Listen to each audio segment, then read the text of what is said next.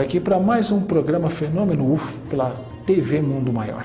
Então, mais uma vez, é com grande alegria que vamos atender a pauta de telespectador nosso aqui, hoje do nosso amigo Daniel Lira, aqui de São Paulo, e ele pediu que fizéssemos um programa aqui a respeito da Operação Prato. Também tivemos mais um telespectador, ele pediu que não divulgasse seu nome, pedindo também a respeito da casuística na Amazônia. Então nós podemos juntar os dois assuntos nesse programa aqui, do meu amigo Daniel Lira e desse nosso amigo telespectador que está pedindo sigilo. Falar de Operação Prato e Amazônia é a mesma coisa, né? Porque foram eventos que ocorreram na região amazônica brasileira. Detalhe, na Operação Prato, que foi desencadeada pela Força Aérea Brasileira no final da década de 70, né, na realidade se iniciaria meses antes, com um outro fenômeno ufológico que foi batizado na região de fenômeno chupa-chupa ou fenômeno chupa. Esses eventos, né, que acabariam levando a Força Aérea Brasileira meses depois a iniciar a Operação Prato. E o que foi esse fenômeno chupa ou chupa-chupa? Naquela região, né, amazônica, mais especificamente na região do Belém do Pará, região de Colares, começaram a surgir estranhos aeronaves intensamente iluminadas no céu. Esses veículos jogavam uma luz de grande intensidade sobre as pessoas. As pessoas reclamavam normalmente de agulhadas pelo corpo. Né? Depois ela demonstrava sinais de fraqueza, né? Sinais de quase que de anemia, né? Indisposição, e descobria-se que sangue fora retirado, né? Através desse feixe de luz, sangue das vítimas retirado, inclusive, né, pessoas que estavam descansando na rede, que é costume na região, dentro da sua casa, né? A luz penetrava pelo teto, porque lá não ocorre o tipo de construção que ocorre aqui no sul do país. Nós temos o telhado e um forro ou estuque, como é chamado, né, que não nos permite ver o telhado. Nessa região no Brasil não ocorre esse forro ou estuque. Então a luz entrava pelo telhado, né, e atingia as pessoas, novamente sentindo agulhadas, poderia ser no braço, na perna ou no tórax, né, depois vinha aquela indisposição. Nós vamos ver uma imagem aqui de uma moça. Ela passou por esse trauma, ela teve a sensação das agulhadas no peito, como se alguém com uma fina agulha espetasse várias vezes essa parte do corpo dela, né? Ela passou a ter os sintomas de fraqueza, que nós já comentamos, foi detectada a perda de sangue, né? Isso ocorreria em diversos pontos dessa região do Pará, né? Nós vamos ver aqui uma das médicas, a doutora Velaide, ela tratou de diversas pessoas assim. A princípio ela era cética a respeito do assunto, ela não acreditava que tivesse ligado ao fenômeno ufológico, até o momento que um dia, saindo ali do posto de saúde da prefeitura local, ela viu um objeto intensamente iluminado no céu, né? E ela viu que se tratava de um fenômeno não originário do nosso planeta. Detalhe curioso, né? Essas naves sobrevoavam a vila a baixíssima altitude, uma altitude extremamente baixa, né? As pessoas começaram durante a noite a soltar fogos, usar armas de fogo, disparar armas de fogo contra aquelas naves que passavam a baixa altura sobre a cidade, né? No fim acabou o pessoal da aeronáutica indo até o local, instruindo aos populares para que não fizessem aquilo. Então, isso chegou a um ponto, né, que acabou atingindo o Ministério da Aeronáutica, através dos prefeitos da região, que pediram que a nossa aeronáutica tomasse providências com relação a esse evento que estava ocorrendo naquela região. E aquela região é abrangida pelo primeiro Comar, o primeiro Comando Aéreo Regional, né, aqui do nosso país, né? Ele abrange toda a região amazônica, o primeiro Comar. Na época ele era comandado pelo Brigadeiro Protásio, né? Nós vamos vê-lo aqui numa imagem aqui da esquerda, ele está de uniforme. E ele acabaria nomeando, né, um capitão para fazer a investigação, o capitão Uirangê Holanda, depois se reformaria com a patente coronel. Nós vamos ver também um mapa onde ocorreu a Operação Prato, na Baía de Colares, no Pará. Vamos ver aqui uma Baía do Sol, onde diversos pescadores viram objetos voadores não identificados. E a intensidade, né, do fenômeno na região foi tão grande que os pescadores evitavam até sair para pescar. Eles ficaram com muito medo do fenômeno que estava ocorrendo na região. Então o coronel Irangê Holanda, na frente de uma equipe da aeronáutica, esteve presente no local, né? Eles ficavam acampados na cidade e durante a noite eles ficavam na mata, filmando os objetos, fotografando os objetos que vinham naquela região. Nós vamos ver aqui, né, uma imagem aqui de um objeto em forma de prato, né, que foi flagrado na região, mas na imagem seguinte nós vamos ver um disco com cúpula. Na outra imagem, nós vamos ver um objeto se deslocando. A imagem está meio deformada. Seria devido ao movimento do objeto. Detalhe curioso, né? Quem já viu a Amazônia sabe que é uma região extremamente densa de mato, extremamente fechada. Quando se está no solo, né, quem estiver a bordo de uma aeronave não consegue ver quem está no chão, devido ao verdadeiro cobertor verde que é a floresta amazônica. E um detalhe muito curioso, os UFOs sempre vieram parar sobre a equipe da aeronáutica. Eles sabiam onde estava a equipe da aeronáutica, parece que eles queriam ser filmados e fotografados. Então nós vamos ver mais imagens aqui feitas pela nossa aeronáutica, nós vamos ver um objeto intensamente iluminado. Uma certa noite, a equipe da aeronáutica já estava encerrando a sua atividade no local. Eles haviam feito diversas fotos e filmes de UFOs naquela região. E quando eles estavam terminando de guardar o material que eles iriam se retirar, um sargento chegou para o capitão Holanda e falou: olha em cima de nós. E para surpresa deles, eles viram um objeto intensamente iluminado, que é esse objeto aqui em forma de prato, parado. Ele tinha uma luz central azulada que piscava. O objeto estava tão baixo sobre a equipe da aeronáutica e era tão grande, né? A surpresa foi gigantesca, o temor também por parte dos militares brasileiros, que acabaram nem filmando nem fotografando aquele objeto. Inclusive, né, agentes do extinto SNI tiveram no local também para acompanhar as pesquisas feitas pela nossa aeronáutica. Mas antes de nós encerrarmos esse primeiro bloco, nós vamos para o nosso quiz de hoje. E o quiz de hoje envolve realmente, né, essa operação da aeronáutica brasileira, Operação Prato. E a pergunta é a seguinte, né, em que estado brasileiro, né, se iniciou as pesquisas da aeronáutica, né, a Operação Prato? No Amapá, no Amazonas ou no Pará? Né? Se você prestar bem atenção no caso de hoje, você vai responder com extrema facilidade. Amapá, Amazonas ou Pará? Voltamos já já no nosso segundo bloco com mais Operação Prato da Força Aérea Brasileira. Então, até já.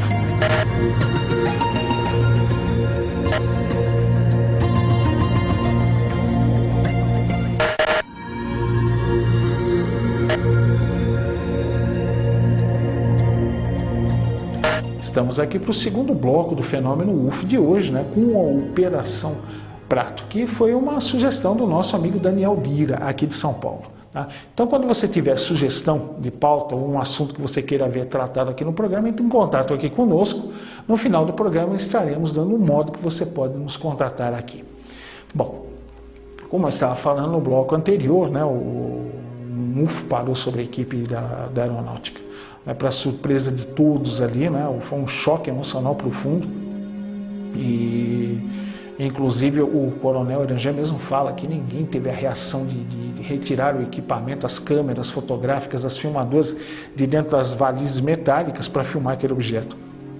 E um detalhe curioso, diz que o coronel Irangê chegou a comentar que o objeto fazia um barulho similar a uma catraca de bicicleta. Né? Quando você gira para trás do pedal, né, fica aquele claque, claque, claque. O objeto fazia justamente esse tipo de ruído, né, em cima da equipe da aeronáutica. Então nós vemos aqui na imagem um objeto intensamente iluminado, né, e nós vamos ver aqui outro objeto também filmado pela nossa aeronáutica. Mas um dos eventos que marcou muito o coronel Irangê Holanda, eles já haviam feito diversas imagens, eles estavam à margem de um rio ali na região, e era comum eles verem os objetos voadores passando a baixa altura sobre a região, ou então, né, a baixa altura sobre a calha do rio. O objeto vinha voando muito baixo sobre as águas do rio e eles viram um objeto, né, na forma de uma bola de futebol americano. A princípio, essa nave veio na posição horizontal normal, ela acabou parando ali próximo dos militares, né, como a gente fala brincando. Detalhe curioso, depois de um tempo ela tomou a posição vertical. Outro detalhe interessante, né, eles não lembram de ter visto ninguém, né, apenas o objeto. Depois, numa hipnose regressiva, o coronel Irangê disse que na parte superior dessa bola de futebol americano, né, surgiu uma abertura, uma espécie de porta, onde um ser ficou olhando na direção deles. Detalhe, né, esse veículo deveria ser um tipo de nave-mãe, era um veículo com um tamanho superior a 100 metros, não era uma nave enorme, né? E o coronel mesmo falou, eles tinham plena noção de onde nós estávamos. E quando o objeto principiou a subir bem devagar, os militares passaram a acompanhar aquele objeto subindo lentamente em direção ao céu. Quando ele chegou numa faixa que eles calcularam de 3 km de altura, 3.000 metros, aquela nave acionou o que seriam os propulsores principais. Houve um clarão gigantesco, um estrondo violentíssimo e a nave disparou rumo ao céu, um feixe de luz branca, né, disparou rumo ao céu. Vamos lembrar de um outro programa aqui, o caso do Dr. X, né, que se você não assistiu, dê uma conferida, né, no programa anterior. A mesma coisa ocorreu quando aquela nave na França subiu em direção ao céu. Ocorre uma explosão muito forte, um clarão, né, depois aquilo se transforma num fino feixe de luz que dispara em direção aos céus. Provavelmente, talvez seja a entrada desse veículo numa espécie de hiperespaço ou portal dimensional, né, que faria com que esse objeto pudesse percorrer distâncias gigantescas, talvez a velocidades muito superiores à da luz. Isso ocorreu também nesse caso da Força Aérea Brasileira. E o próprio coronel Irangê Holanda comenta, né, que o comandante daquela nave foi uma pessoa piedosa, porque se ele tivesse acionado, né, os propulsores principais dessa nave a baixa altura, provavelmente todos estariam mortos naquela hora, né, devido ao choque, à intensidade da explosão, né, pela propulsão daquela nave, todos teriam morrido. Então, o coronel mesmo fala, né, o comandante daquela nave tinha noção e não queria prejudicar nem matar ninguém.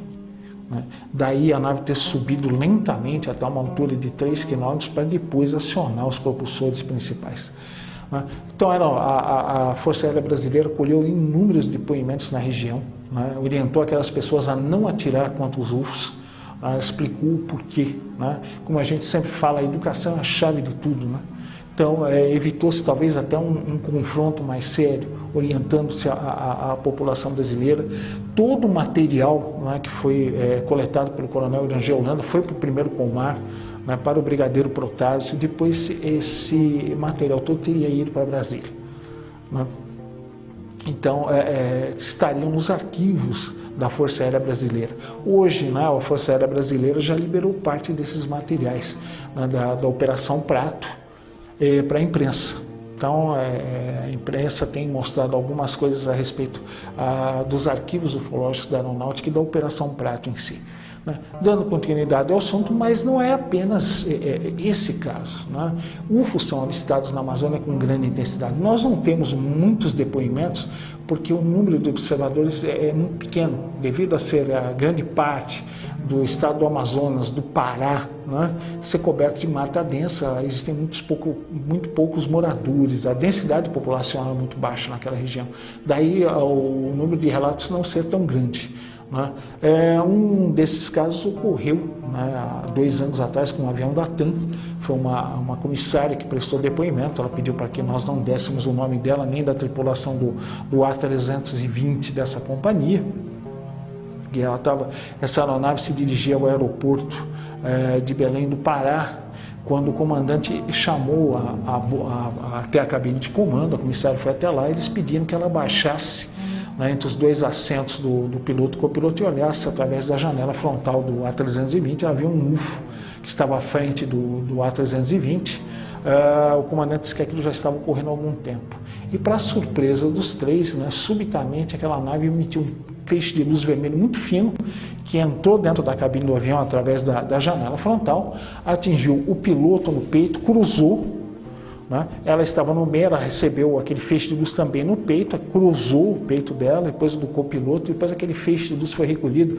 Ela descreveu como aquele sensor, né, de caixa automático, quando nós colocamos uma conta para pagar, desce aquele fino feixe de luz, né, e em seguida aquilo desaparece. No caso da nave, ela recolheu aquela luz vermelha. O efeito sobre o copiloto e o piloto foi curioso. Eles, no dia seguinte desse avistamento, eles passaram a ter preocupações ecológicas, humanitárias, que eles não tinham antes. Foi muito curioso. Não sei se o feixe de luz despertou aquilo ou causou aquilo. Ela falando, disse que nunca mais queria ver aquilo no céu, que ela ficou com muito medo que o objeto fosse derrubar o avião, coisa que não aconteceu. Esse é um detalhe de um UFO visto naquela região. Agora nós vamos falar aqui do Clube Amigos da Boa Nova. Você quer nos ajudar, participar aqui do crescimento da TV Mundo Maior, da Rede Boa Nova de Rádio? 0800 12 18 38, você vai ter todas as informações de como se associar ao Clube Amigos da Boa Nova. Surpresas, brindes, eventos exclusivos. Né? Você se associando à tua mensalidade, pequena mensalidade, você pode escolher quanto você quer dar de mensalidade, pagar de mensalidade, né? Você vai estar nos ajudando a fazer cada vez melhor os programas aqui da TV Mundo Maior e da Rede Boa Nova de Rádio também. Né? Espero que tenha agradado meu amigo Daniel Lira de São Paulo e o outro telespectador, né, que não quis que seu nome fosse identificado. Então, os telespectadores Daniel Lira de São Paulo e o nosso amigo, que nós vamos manter em sigilo. Então nós vamos para o nosso segundo intervalo, já voltamos com o nosso último bloco, com resposta de quiz e no final comentário em contato aqui conosco. Então já nós retornamos aqui com o último bloco do Fenômeno UFO de hoje. Até já!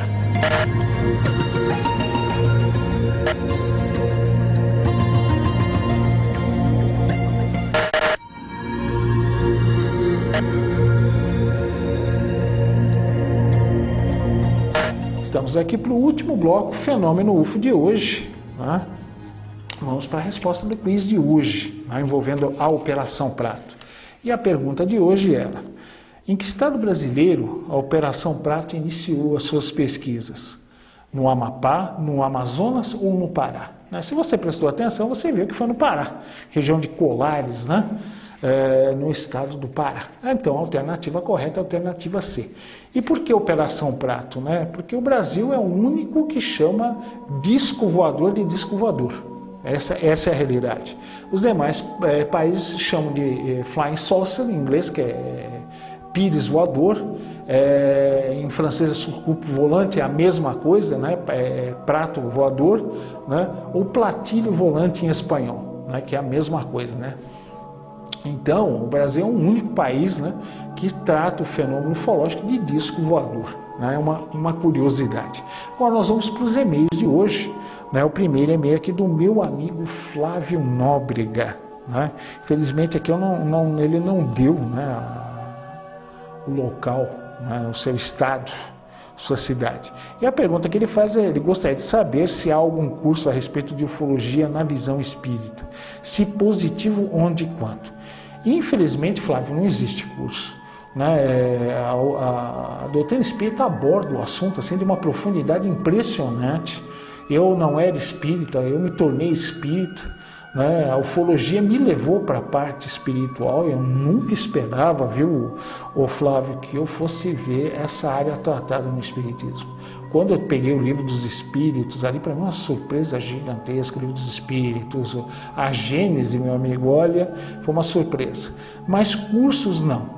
Não existem. A doutrina espírita fala da vida em outros mundos, num aspecto extremamente profundo, fala de migração, né, de espíritos através do cosmos, né? Ou seja, né, hoje eu estou encarnado aqui, ou a equipe aqui da TV Mundo Maior está encarnado aqui, mas antes de onde nós teríamos vindo? Poderíamos ter vindo de um outro mundo encarnado aqui.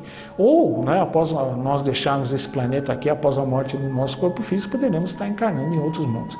Existe toda uma movimentação, né, dos espíritos através dos múltiplos planetas do universo. É um negócio muito bonito. Se você não conhece, viu, Flávio, adquira o livro dos espíritos. Dê uma olhadinha nas questões de 55 a 59, de 172 a 188, você vai ver que coisa maravilhosa está escrito ali. E olha, a gente na ufologia se depara claramente com isso, tá? Inclusive em hipnose. Então o curso não existe.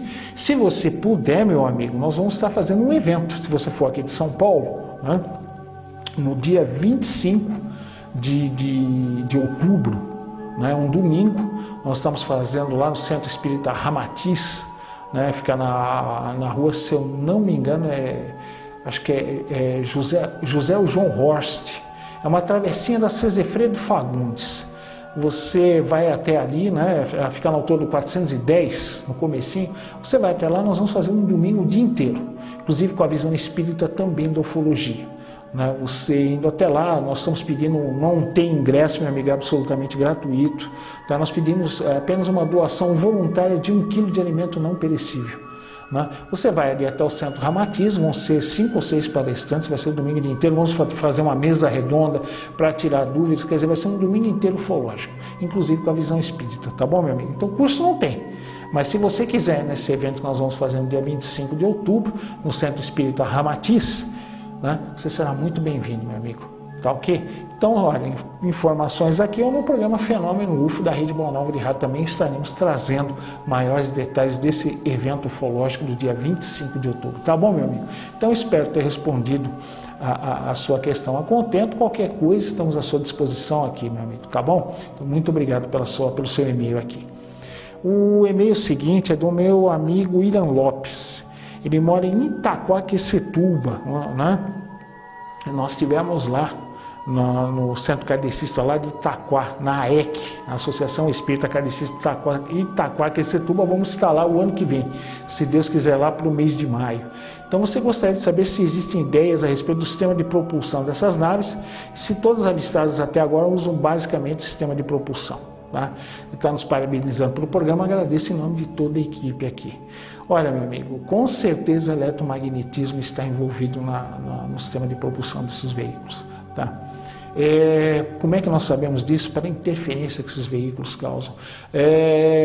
Pelos nossos magnetômetros, muitas vezes são instrumentos para medir o campo magnético, né? Eles saem de escala, tamanha a emissão de eletromagnetismo desses veículos. Então, com certeza, meu amigo, o eletromagnetismo é uma delas, talvez antigravitação. Tá? Embora a gente não tenha certeza disso. Se todos usam isso, meu amigo William Lopes, não tem como eu te dizer isso, meu amigo. Eu acredito que a maioria deve usar esse sistema. Já foram vistos UFOs que emitiam caudas de chamas, como se fossem os nossos foguetes. Embora a velocidade fosse muito maior, o desempenho muitíssimo superior a qualquer coisa que nós tivéssemos na época ou tenhamos hoje, né? Alguns parecem emitir algum tipo de jato de partículas. Agora, a maioria que a gente tem conhecimento parece usar o eletromagnetismo. Né? Como quem tem esse tipo de nave seriam os norte-americanos na área 51, né, meu amigo? Então, talvez eles saibam, né, se realmente isso é um fato ou não. Agora, nós, né, pesquisadores de ufologia civil, não temos como te confirmar isso, meu amigo. Tá ok? Então, é o que eu posso te falar, viu, Flávio? Aparentemente, o eletromagnetismo é o que predomina no funcionamento desses veículos. Talvez a antigravitação também, viu, William? Tá bom, meu amigo? É o que eu posso te falar, tá? Aqui nós vamos agora para o e-mail aqui da minha amiga Cláudia Tavares. Existem vários filmes de ficção que relatam a existência de vida alienígena entre nós. Existe essa possibilidade? Sim, Cláudia. A OTAN descobriu isso, que existem diversas raças, não é uma não, algumas raças de seres que são idênticos ao ser humano. Eles andam aqui entre nós, são cientistas, eles não vêm com a intenção de nos invadir nada. Vêm com o fato de pesquisar a humanidade, a civilização humana, o ser humano. Eles ficam aqui por certo período de tempo e depois vão embora.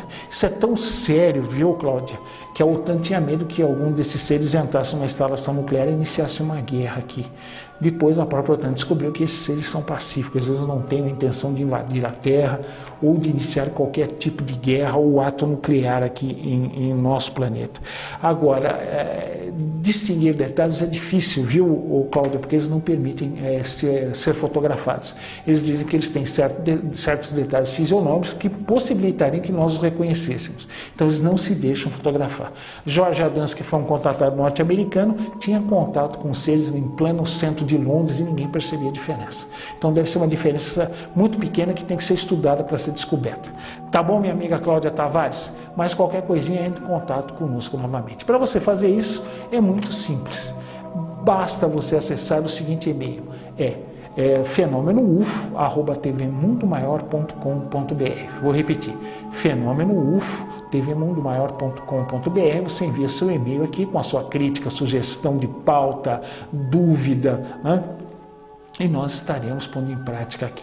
Então, por hoje nós estamos encerrando. Queria agradecer toda a audiência, todo o carinho que nós temos recebido aqui. Desejar uma ótima semana a todos. Fiquem com Deus e até o nosso próximo encontro. Semana que vem, com mais um programa Fenômeno UFO aqui pela TV Mundo Maior. Até lá, gente.